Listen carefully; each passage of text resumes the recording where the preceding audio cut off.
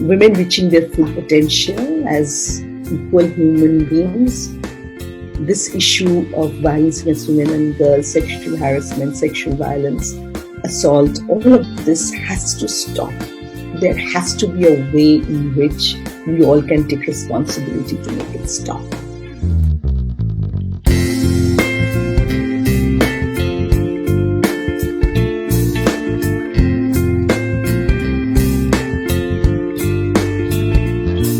My mother was a school teacher. My father worked in a multinational company in the lower ranks, we didn't have a lot of money, but we had a comfortable life, But my parents encouraged us to read a lot, and education was one of the things that was very valued in the family. And one thing I heard constantly from my mother, that if you're a woman, how important it is to be financially independent. She put it like, stand on your own 2 feet. And I was like, Ma, I'm 2 feet am I standing on? But that was a refrain that we heard all throughout my growing up years. And so one of the things that was very clear to me was that I need to earn my own living. And so that was a big focus when I was in college. So in 1996, just post the Beijing conference for women, with a friend reached out, and along with her, I co-founded the Gender Resource Center in Calcutta. And I worked with it for the first 2-3 years of setting it up and giving it a focus. And then I left. But those 3 years were years of immense learning, understanding gender in all of its nuances, and also looking at what is the lack, and being also very closely connected to the women's movement. That was my first kind of introduction to the women's movement at 95, 96, pre and post Beijing. And I loved that space, but I also could see, the gaps, the things that we still needed to do, so that's how that's how it's all started.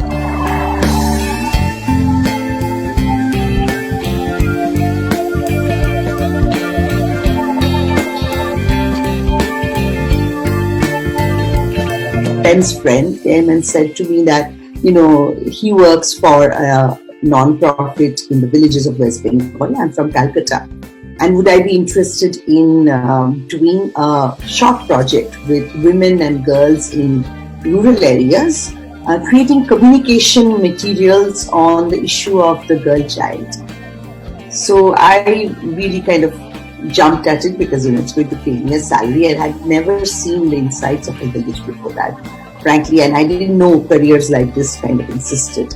So I went off and I met this amazing bunch of women, young, old, middle-aged, and their stories, their stories about their constant struggle, their daily struggles, their constant,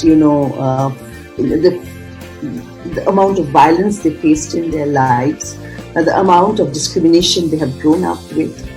And but in spite of that, the laughter, the resilience, the amount of banter, the amount of positive outlook that they had in life amazed me. And it was during this phase of my life that I really kind of decided that if I have to do anything, I would like to kind of work to get these women and girls who have never had a chance or a privilege like mine, extend to them the same kind of, help them to get the same kind of opportunities, the same kind of voice, the same kind of opinions, So that was a decision.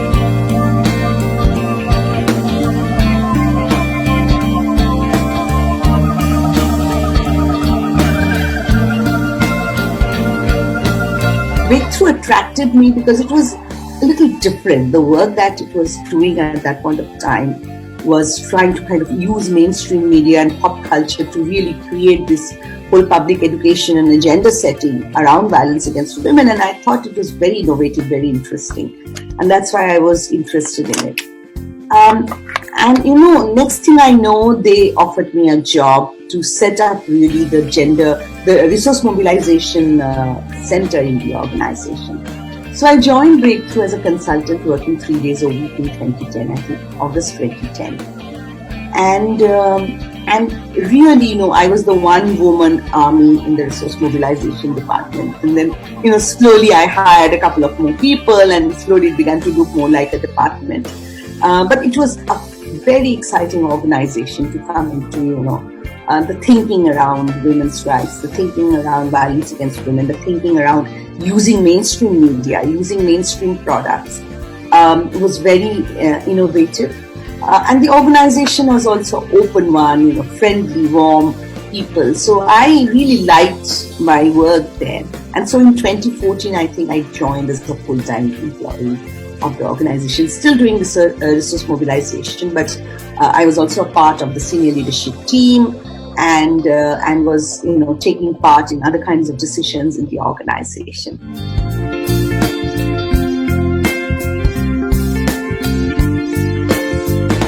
I'll start with Bell Bajao because that was one of the signature campaigns, and all was, if you see violence happening anywhere around you, just interrupt and stop the violence by a simple action like ringing the bell. You can ask for a bowl of sugar, you can ask for a cup of tea, you can ask for a glass of water, whatever it is. So Bell Bajao became viral. Though the viral word was not used in those days, but it became a viral campaign. It was adapted across 9 countries, including China, USA, Malaysia, Uganda.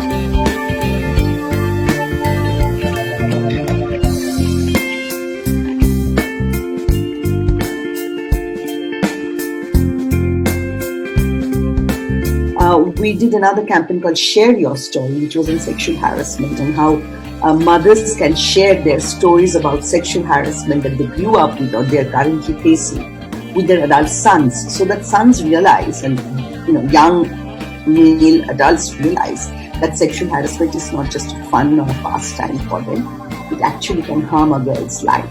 That reached about 15 million people. And a number of those posts that we created around sexual harassment, the law, because 2013 was when this came as a law, really was published very widely. So Man Ke Manjre was Breakthrough's first product in a way. So when Breakthrough was launched in 1999, it was with Man Ke Manjre. I think Man Ke Manjre came first, and then came Breakthrough, or they came together. So Malika Dutt, who was the founder of Breakthrough, wanted to kind of reach general people, right, with her ideas on human rights and women's rights. And music and mainstream media was one of the channels that she wanted to use. So in 1999, music videos were just coming into the country. There were a lot of music videos available at that point of time. Most of them, some of them objectifying women. People like from my generation, we remember going to dance at a disco called Ghungroo in Delhi and hearing, Man Ke Manjre suddenly come on, and we thought, wow, this is a song about women's dreams, women's aspirations, of women coming together. Nobody has really talked about our aspirations and our dreams in this way before. They use that music video to talk about a lot of things.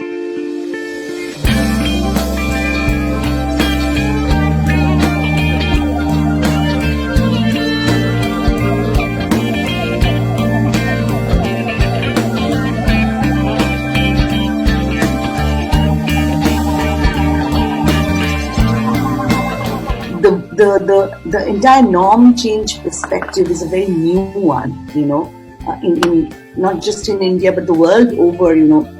These normative approaches are slowly coming into being, and we are looking at gathering as much evidence as we can on that.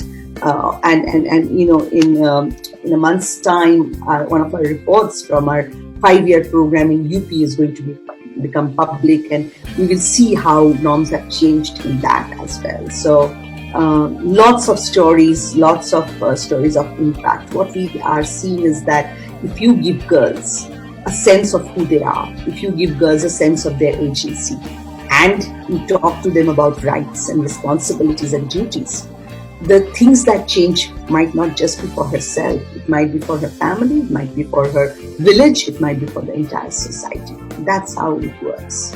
And this whole aspect of violence against women, it is like a pandemic. It's, and activists for years have considered this as a pandemic before this pandemic hit us. It is so normalized that women themselves think it is all right to be slapped once in a while, or it's all right to be abused. And also, and men think it is okay to abuse women. So this normalization of violence in our culture is so strong that breaking this is an uphill task. And women and activists and others have for years, be at it. And yet the results take very long time to show. Really, it happens at a very small, very small ways. But we cannot, continue to have that.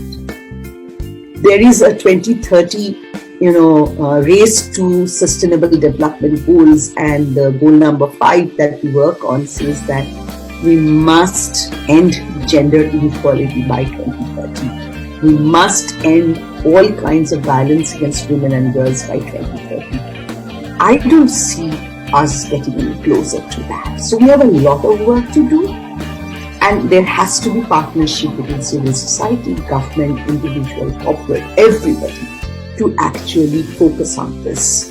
Because if we are not going to do this, we are going to remain a 50% society. We are not going to be a 100%. Because in a society, if you are not looking at 50% of its population, then how are you going to be expecting 100% development?